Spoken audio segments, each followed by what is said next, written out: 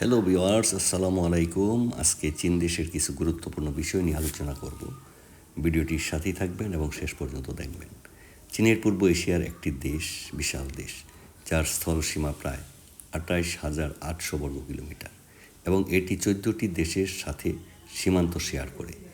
এর ভৌগোলিক অবস্থান বৈচিত্র্যময়। পশ্চিমে হিমালয় পর্বতমালা ও তিব্বত মালভূমি, উত্তরে মঙ্গোলিয়া মরুভূমি এবং পূর্বে প্রশান্ত মহাসাগরের উপকূল।